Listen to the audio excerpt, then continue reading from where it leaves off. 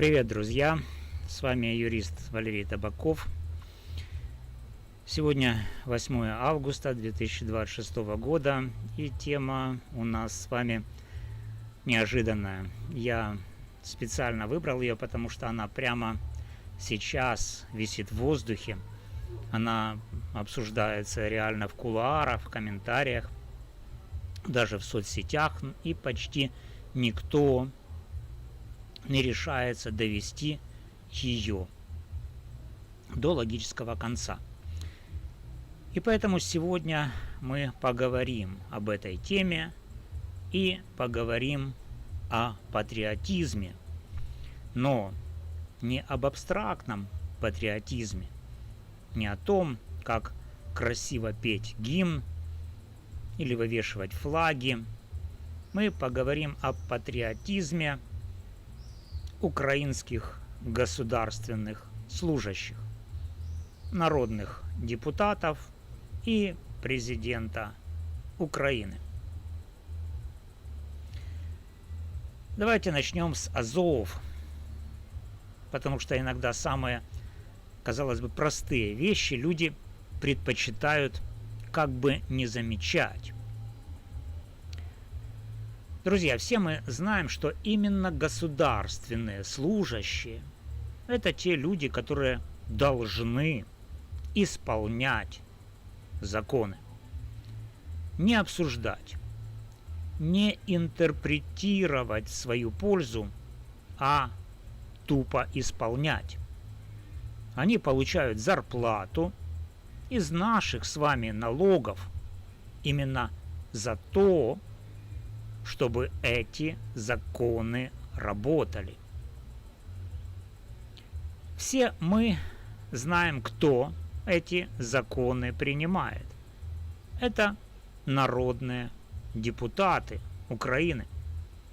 Они сидят в Верховной Раде, они голосуют, они поднимают руки или нажимают кнопки, и именно их воля превращается в закон. И все мы знаем, кто эти законы подписывает. Это президент Украины. Без его подписи закон не вступает в силу. Он, президент, последняя инстанция в законодательном процессе. Получается замкнутый круг власти. Депутаты принимают, президент подписывает, госслужащие исполняют. И все трое – это ключевые фигуры украинского государства. А теперь главный вопрос. Раз уж в нашей стране так остро стоит языковой вопрос, раз уж русский язык объявлен чем-то недопустимым, опасным, почти преступным, особенно в устах тех, кто служит государству, то давайте доводить эту логику до конца. Если государственный служащий не должен использовать русский язык, то он не должен и читать на русском языке. А если он не должен читать, то у него в доме не должно быть русских книг. Правда же? Логично. Книга – это не просто бумага с буквами.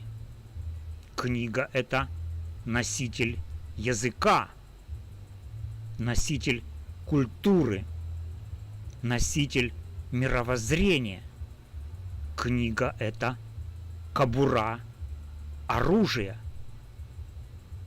Если человек держит дома томик Достоевского, Толстого, Булгакова или даже советский учебник физики на русском или современные книги, изданные в Москве, значит, он допускает этот язык в свое личное пространство. А личное пространство государственного служащего, депутата или президента – это уже не совсем личное или даже совсем не личное. Это пространство человека, который олицетворяет государство. Поэтому возникает очень простое и жесткое предложение. Нужен контроль. Настоящий, системный, без сантиментов. Контроль за языковой чистотой тех, кто находится на государственной службе. Но контроль сам по себе не работает. Нужны инструменты, нужны люди, которые будут иметь право приходить и проверять. Нужны, если хотите, языковые полицейские, специальная служба, сотрудники которой получат полномочия проводить обыски. Обыски где? В квартирах, в частных домах, в служебных кабинетах, у государственных служащих любого ранга, у народных депутатов и, внимание, у президента Украины. Только одна цель таких обысков – обнаружить наличие или отсутствие книг, учебников, журналов, электронных файлов, аудиокниг, всего, что издано или записано на русском языке. И вот здесь очень важный момент, друзья.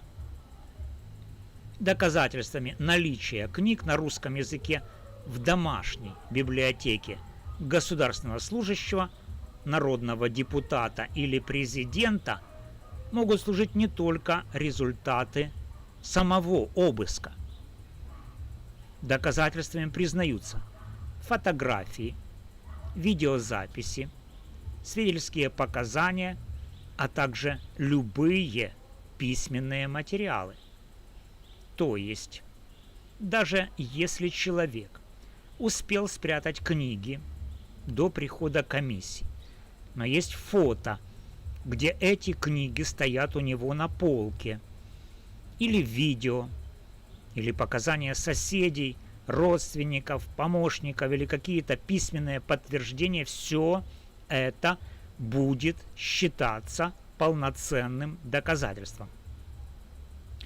Представьте картину.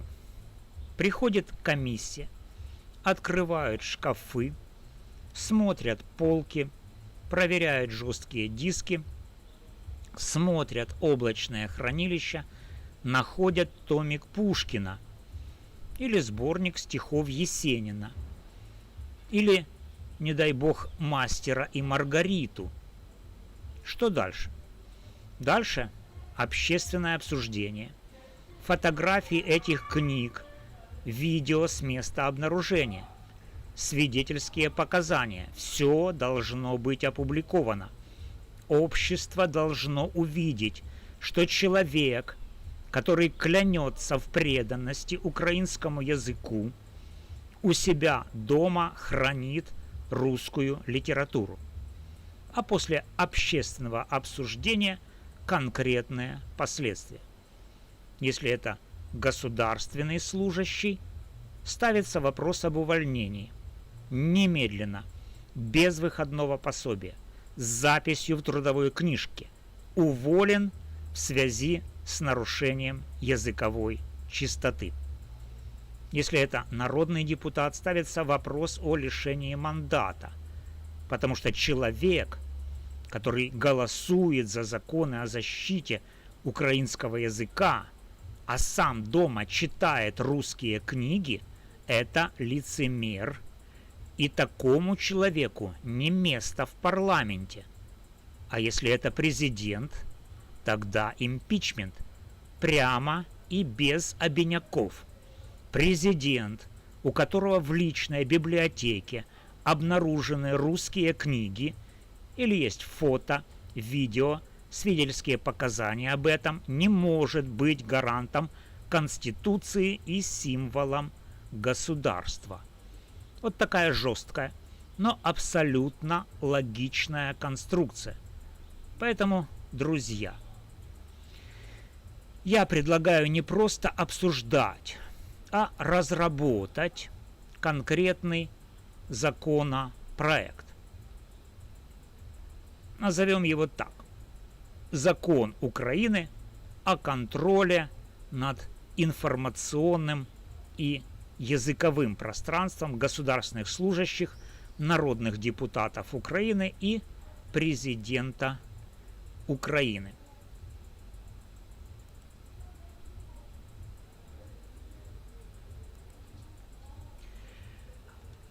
И знаете, кто мог бы стать автором такой инициативы? Ирина Фарион. Именно она годами говорила о языковой чистоте, о недопустимости русского языка в публичном пространстве. Этот закон стал бы логическим продолжением ее позиции. А теперь давайте подробно разберем, как мог бы выглядеть этот закон.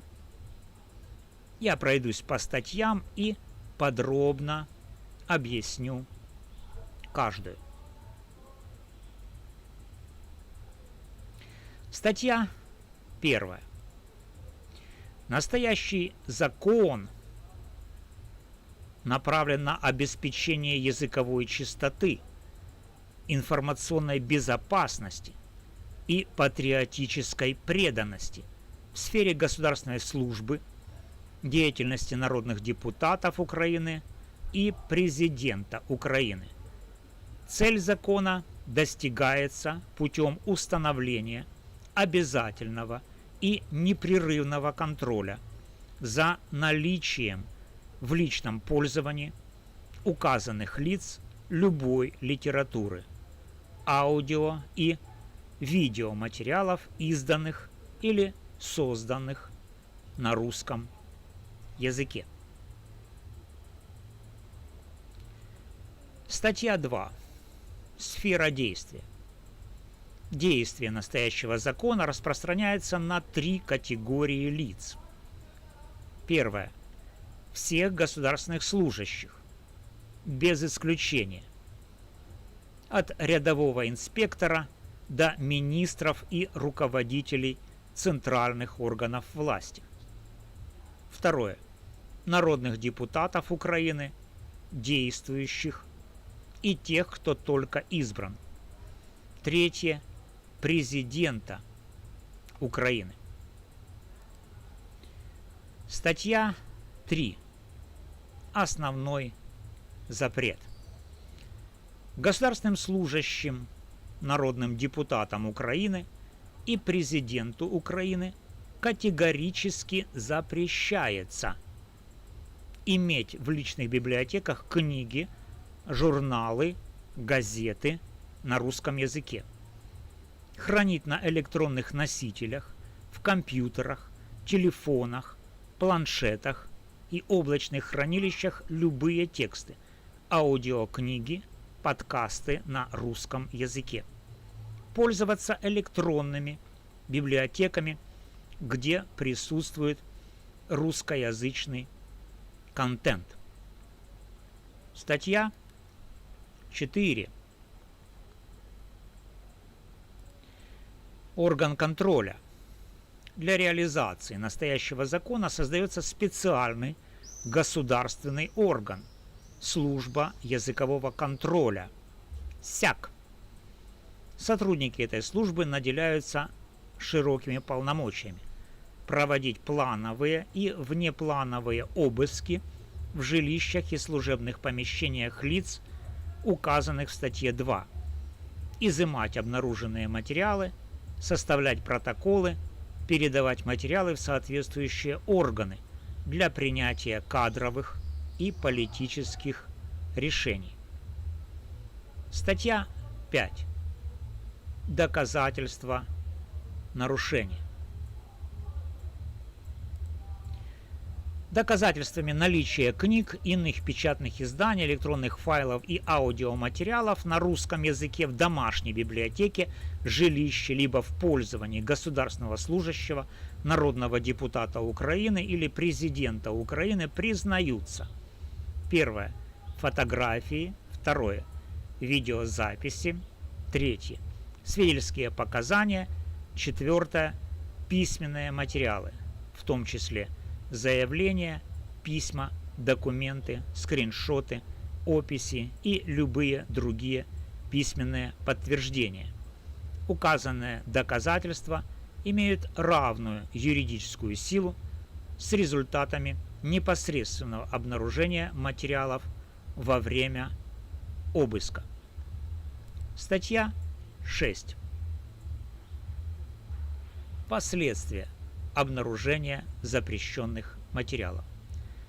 Если наличие запрещенных материалов подтверждено любыми доказательствами, указанными в статье 5 настоящего закона, наступают следующие последствия. Первое.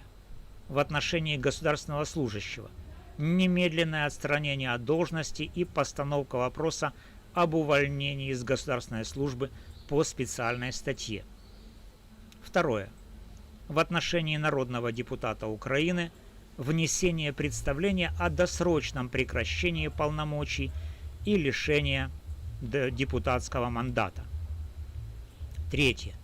В отношении президента Украины инициирование процедуры импичмента в соответствии с Конституцией с указанием в качестве основания нарушения требований языковой чистоты и информационной безопасности государства. Все доказательства, фото, видео, свидетельские показания, письменные материалы подлежат обязательной публикации в открытых источниках. Статья 7. Общественный контроль и прозрачность. Каждый гражданин Украины имеет право сообщать в службу языкового контроля о возможных нарушениях и предоставлять фотографии, видеозаписи, письменные материалы и свидетельские показания. Анонимные сообщения принимаются. По каждому сообщению проводится проверка. Статья 8. Ответственность за воспрепятствование. Любое сопротивление сотрудникам службы языкового контроля, попытки спрятать книги, удалить файлы, уничтожить доказательства или иным образом помешать проверке квалифицируется как отдельное правонарушение и влечет дополнительную ответственность. Статья 9. Заключительное положение. Настоящий закон вступает в силу со дня его официального опубликования. Кабинету министров поручается в течение 30 дней создать службу языкового контроля и обеспечить ее необходимым финансированием и штатом.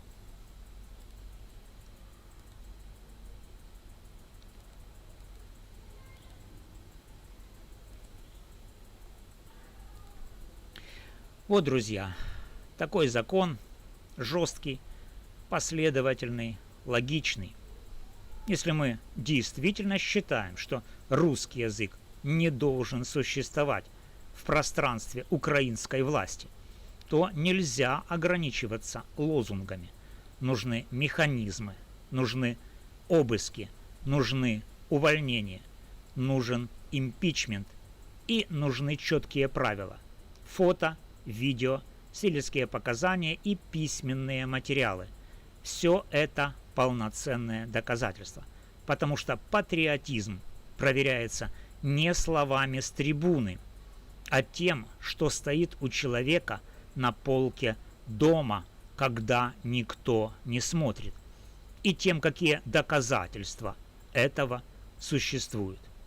Я, юрист Валерий Табаков, считаю, что такой закон необходим, и я готов участвовать в его разработке. А вы как думаете? Пишите в комментариях, поддерживаете ли вы идею тотального контроля за языковой чистотой тех, кто управляет нашей страной. На этом у меня все. Спасибо, что были со мной. Подписывайтесь на канал. Ставьте лайк, если тема важная. По возможности донатьте, реквизиты в описании и в первом закрепленном под видео комментарии. До новых встреч, друзья! С вами был юрист Валерий Табаков.